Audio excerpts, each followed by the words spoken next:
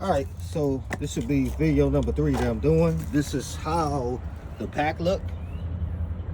It's repaired. You be taking your Jeep off road, stuff like that, or just keep some in your car. Like, so I just put this on. This how I look in the pack. Put it off. Cause like I said, it basically you just pull the old one out. You can take the tire off and do it, but it's made for you don't have to pull the tire off. Once you stick that in, then you crank down on it. The rubber will tighten up around that seal right there. So I just did this one. This how it look. And like I said, a tire guy was trying to put my valve stem in, and he was trying to push it from the outside instead of taking the wheel off, and this what happened. And then I think he cracked the rim too, but yeah, like I said, it was old. I wasn't worried about it. But you can see this rim need to be replaced. It could have been that too. It's just flaking all over the place. So here we go. Let's try to put some air in this, see if we can crank it up. I mean, pump it up. Go from there. Let's see how this works. Oops, gotta plug it up. I gotta plug it up first. And you just use like a regular socket set to tighten that on there. It's nothing crazy. It's easier than taking the reel off, because I already know what the issue was. I did a bubble test with some soap and soapy water, and I saw you can see bubbles all around this. Let's see.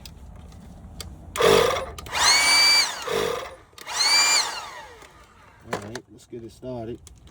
Put some air up in here. Do about 35 pounds. I'll come check it tomorrow, but I'll probably do it later. Alright, so I got it blowing up. I'm gonna just stop talking for a second.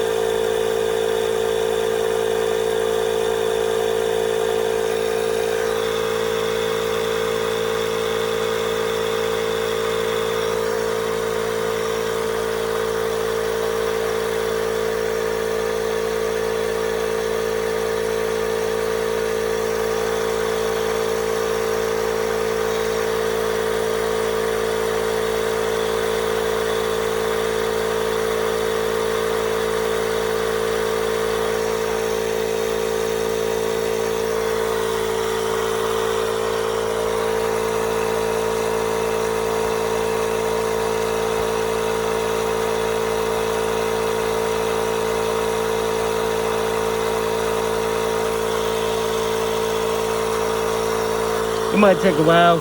Normally I use my air tank and compressor to do this, so it might take a while.